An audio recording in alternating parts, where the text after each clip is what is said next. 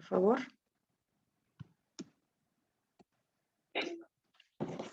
Bueno, pues vamos a empezar a ver el tema de hoy, inhibición enzimática, ¿vale? Entonces, ya vimos el día de ayer un poquito sobre las características de las enzimas, cómo es que funcionan, y dijimos inclusive que una enzima puede tener 2 sitios o más para el sustrato, pero la verdad es que puede tener otro sitio más para los famosos inhibidores. Entonces, déjenme sacar mi apuntadorcito. Nosotros vamos a decir que un inhibidor pueden ser ya sea reversible o irreversible. Aquellos que son irreversibles, pues normalmente son, por ejemplo, algún veneno de algún animal ponzoñoso, alguna araña, alguna serpiente, que cuando se une con una proteína, y obviamente que ya no puede desprenderse, ocasiona pues daños que son fatales, ¿no? Que nos pueden llevar a la muerte. Entonces, lo normal que nosotros o nuestras células hacen es que siempre se une la enzima hacia el sustrato y obviamente posteriormente tiene que existir este procedimiento donde queda libre, ¿vale? Un inhibidor obviamente tiene el efecto de que la enzima deje de estar formándome producto, ¿va? Entonces, estos inhibidores pues también tienen en algún momento que dejar de realizar esta función porque si no separaría por completo el sistema y por eso pues, para nosotros no es muy bueno. Entonces, podemos encontrar algunos casos donde está unido como tal la enzima al inhibidor o inclusive hacia el sustrato. Y bueno, pues se va a dar este complejo enzima sustrato inhibidor y lo que pasa es que les digo que estos como tal se llegan a disociar. Pero cuando existe una forma irreversible, más bien es porque la enzima cambia conformacionalmente y pues deja de funcionar y obviamente nunca se desprende. Entonces, existen varios tipos de inhibición. La inhibición reversible, que es la inhibición competitiva, la inhibición no competitiva y la inhibición o anticompetitiva. De hecho, vamos a ir viendo cada uno de estos para que les quede más claro. Entonces, vamos a empezar con la inhibición competitiva. La inhibición competitiva quiere decir, como dice, o como se comenta en el nombre, compiten por el sustrato, con el sustrato, por el sitio activo de la enzima. Entonces, es quien llegue primero. Si a la enzima llega primero el inhibidor o si llega primero el sustrato, es una competencia, ¿vale? Y estas, pues, obviamente, las enzimas que quedan libres, es la que va a ser funcional, ¿va? Y por lo tanto, pues lo que va a hacer es que va a cambiar la velocidad máxima de reacción, porque las reacciones sí se van a dar, pero no tan rápido, porque una parte va a estar utilizada por el inhibidor, una parte de la enzima, y lo que resta que no tiene inhibidor, pues es lo que está funcionando para que me dé como tal el resultado de producto. Entonces, aquí tengo la parte de mi enzima, que se le une el sustrato para formar el producto, y cuando se le une el inhibidor, obviamente el sustrato pues ya no puede acoplarse, ¿va? Entonces, es fácil recordar, esta aquí es la inhibición competitiva. Entonces, la inhibición competitiva, vamos a tener normalmente lo que sucede, la unión de enzima con el sustrato para formarme el complejo enzima-sustrato y se forma el producto y quede la enzima libre. ¿Qué pasa con el inhibidor? El inhibidor se forma el complejo enzima-inhibidor y por lo tanto esta pues ya no puede darme la formación de producto, ¿va? Entonces, algunas características de estas, porque obviamente al hablar de cinética enzimática vamos a ver que varía la Km, que varía la K catalítica, que varía la velocidad máxima, pero eso no es tan importante para nosotros en el área de la salud, saber lo fundamental o aprendernos estos valores. Eso es más bien pues de los químicos, ¿no? Esos son los expertos en ese tema. Pero sí debemos de saber que existen algunas características importantes, ¿vale? Por ejemplo, dice las fijaciones del sustrato y el inhibidor son mutuamente exclusivos. Eso quiere decir que, ¿se acuerdan que siempre que había, y lo vimos en la primera clase de enzimas, esta teoría de la llave cerradura, del complejo llave cerradura? Entonces, quiere decir que es exclusivo, pero a veces, si se han dado cuenta, a todos nos ha pasado que hay una llave diferente que sigue abriendo la misma cerradura, ¿sale? Porque son muy, muy parecidos. A muy altas concentraciones, el sustrato desaparece, la inhibición, y por lo general, el inhibidor competitivo es un análogo químico del sustrato. Generalmente es como la misma estructura que tiene. Y el inhibidor es tan específico como el sustrato. Claro que sí. Entonces, lo que nosotros ocupamos a veces son fármacos para este tipo de inhibición, ¿va? Algunos fármacos que son análogos son lo que funcionan como tratamiento. Por ejemplo, algunos fármacos para anticancerígenos, lo que haces es inhibir la replicación, inhibir que siga creciendo, ¿no? Entonces, el tumor. Entonces, ese es el tipo de práctica en la que utilizamos a nivel farmacológico. Entonces, vean, si nosotros graficamos eso, con un inhibidor estaría produciendo más rápido la cantidad de producto, y sin el inhibidor, perdón, sin el inhibidor estaría produciendo más rápido, y con el inhibidor pues tarda mucho más, ¿va?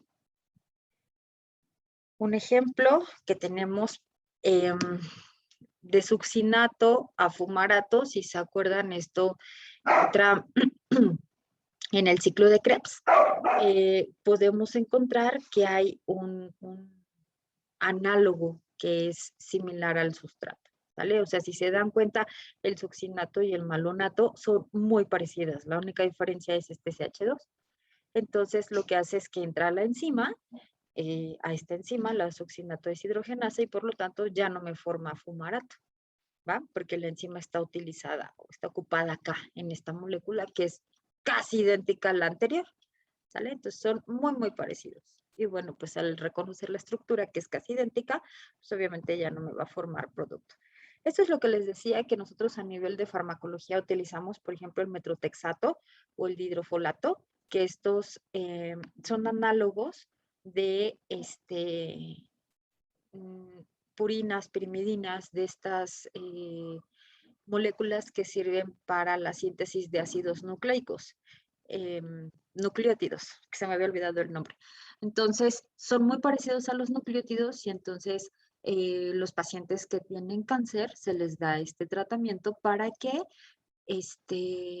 llegue la enzima polimerasa y empiece a utilizar esta molécula como si fuera una adenina, una timina, citosina, uracilo, guanina, y ve que es muy parecido, entonces lo jala y lo lo mete hacia la formación o la replicación de la molécula de ADN, y obviamente esa estructura es inestable, se rompen, se lisan las células, y por lo tanto ya no sigue aumentando el crecimiento del tumor.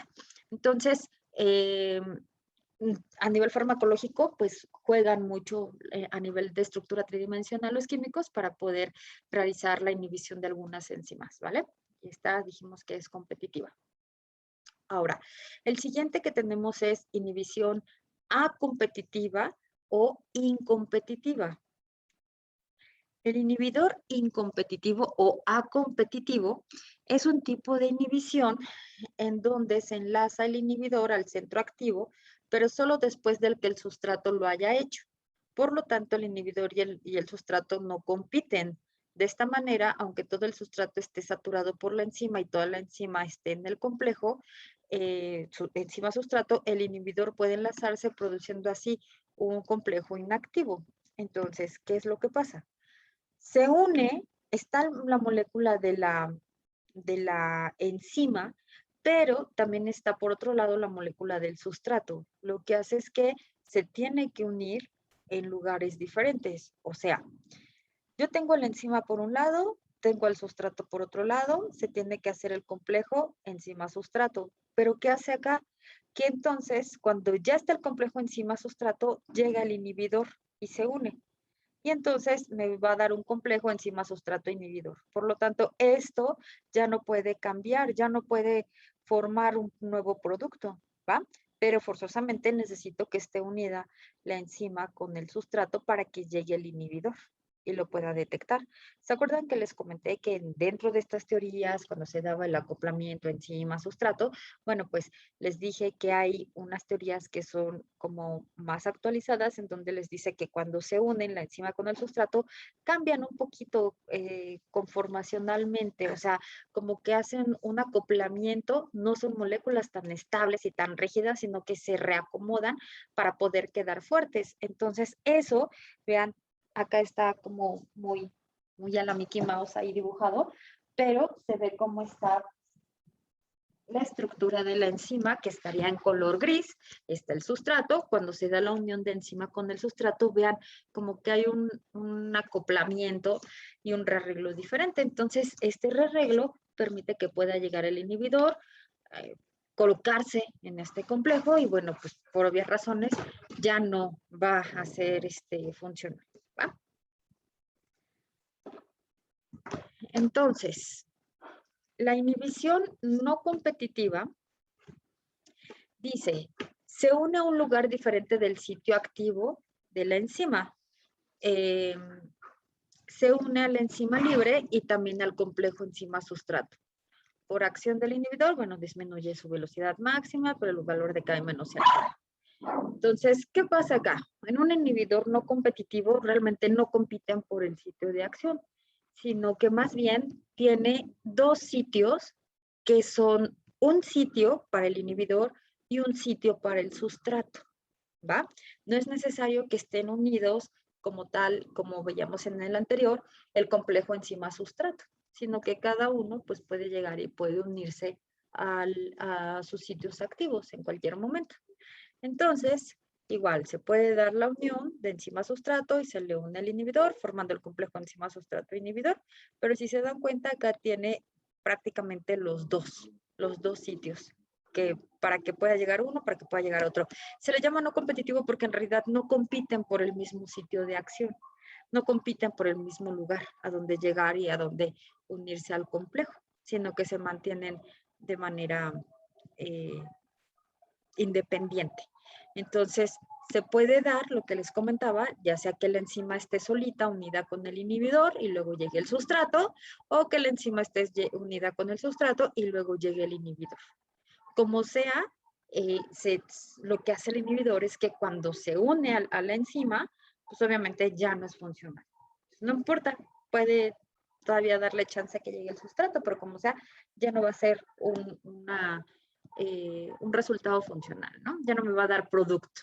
Entonces, esa es una inhibición no competitiva. De hecho, dice, el inhibidor se fija a un sitio diferente a donde se fija la enzima, ¿va?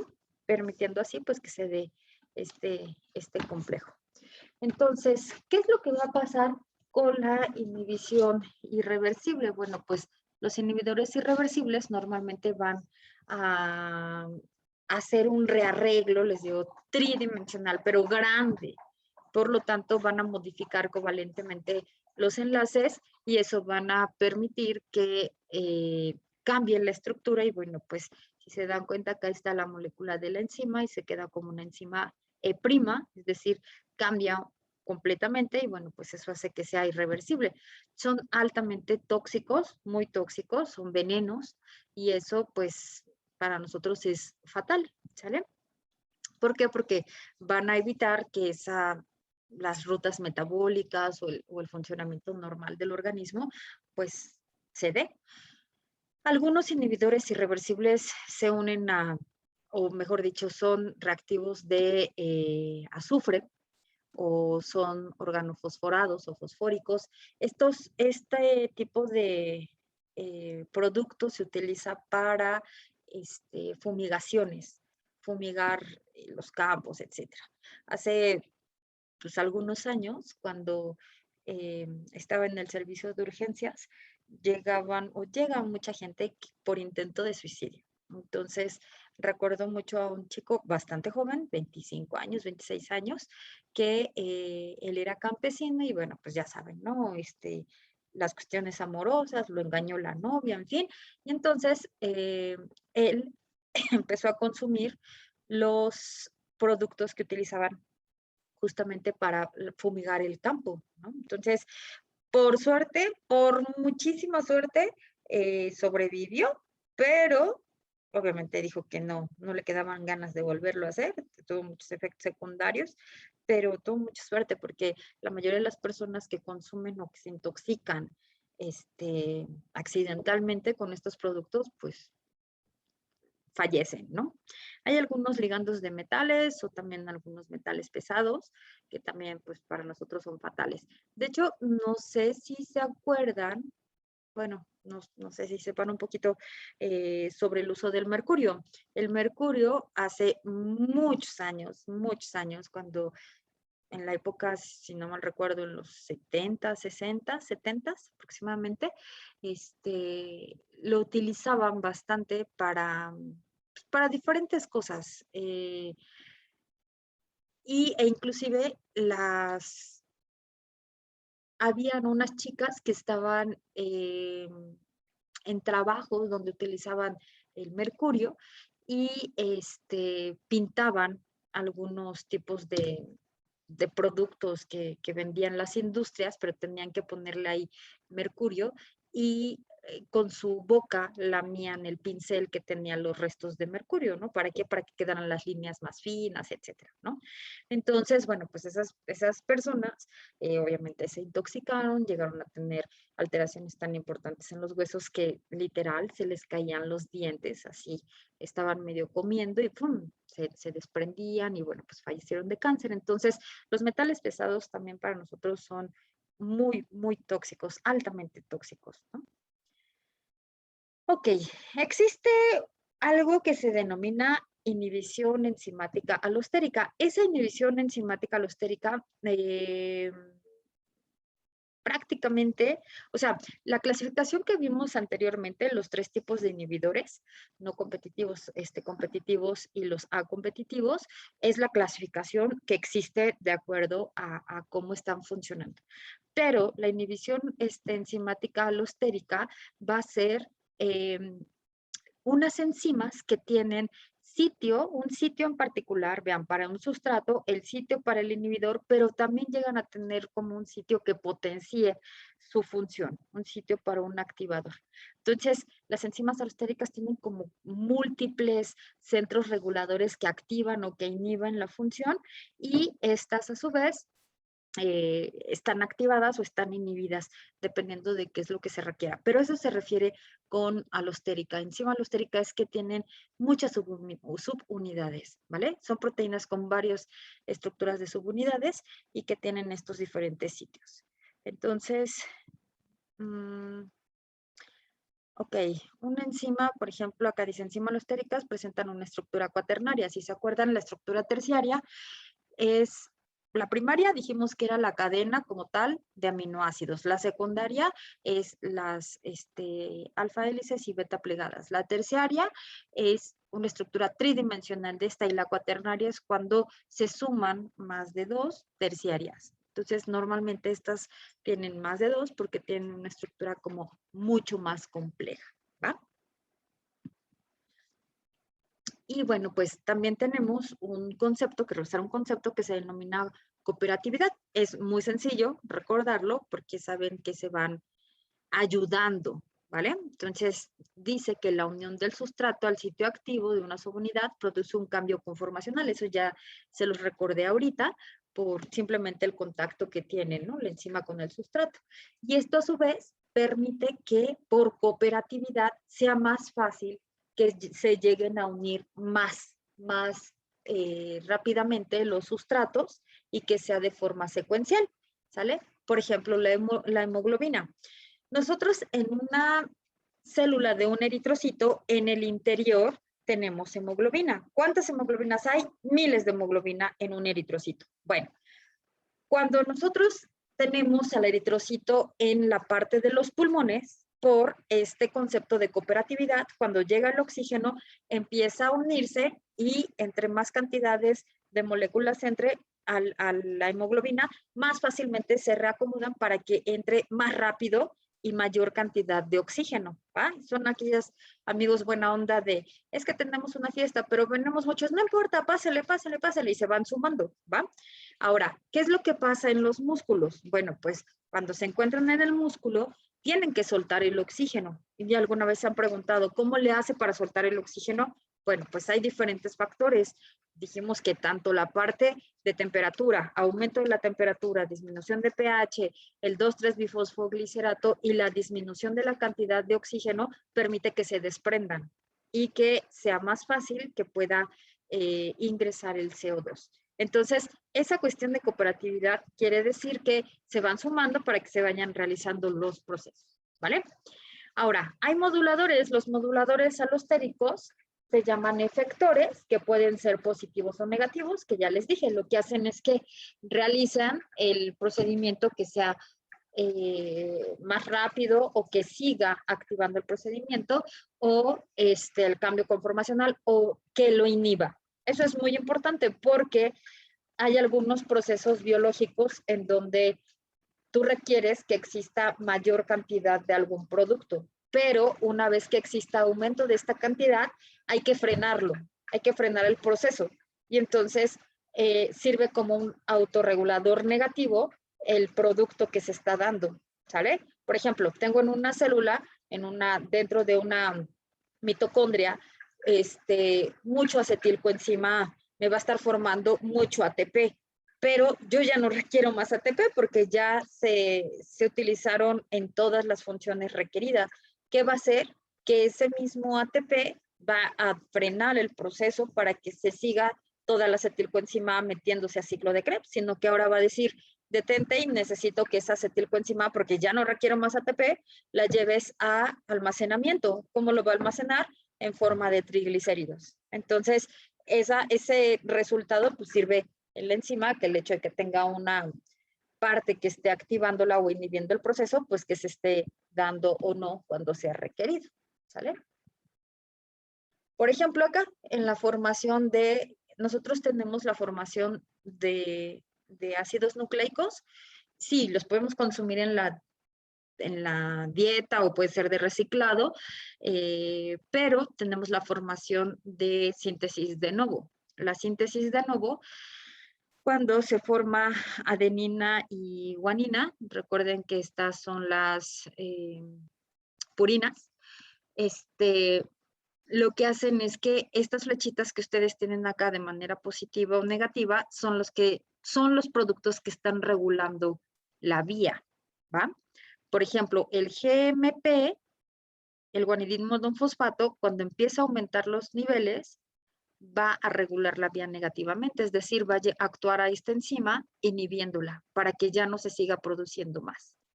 Pero el GTP va a activar positivamente hacia la enzima que me da la formación de ATP. Y el ATP va a activar positivamente a esta enzima. El IMP actúa de manera negativa, pero si hay mucho 5-fosforibosilfosfato, actúa como un activador de esta enzima. Entonces, en Bioquímica 2 van a estudiar todos los procesos y cómo están regulados. ¿Quién regula esa vía? Si es a nivel hormonal, si es el producto como tal, en fin, a eso se refiere a que cada enzima tiene un sitio que le permite pues, ser activo o ser activado o ser detenido dependiendo de los requerimientos de la célula. ¿Para qué quiero seguir haciendo más producto si ya no lo necesito, no? Entonces, bueno, no nos vamos a meter en las gráficas, les digo que todo esto es bastante complejo y bueno, ustedes realmente no lo van a utilizar, pero sí necesitan aprenderse los tres tipos de inhibidores que hay, el no competitivo, el competitivo y el acompetitivo, y recordar las características de cada una de ellas, ¿no? Dijimos que el competitivo compiten por el mismo sitio de acción, porque son muy parecidos, ¿sale? El que es no competitivo va a tener como tal un espacio para el inhibidor y un espacio para el sustrato. Y el que es A competitivo necesita forzosamente estar unida la enzima con el sustrato para que pueda llegar el inhibidor. ¿Sale?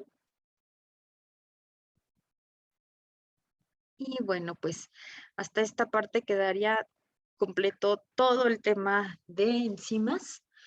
Es un tema realmente bonito, es corto, entre comillas, no los echamos en 3 días. Con esto yo creo que es muy necesario para, o básico para lo que ustedes requieren saber.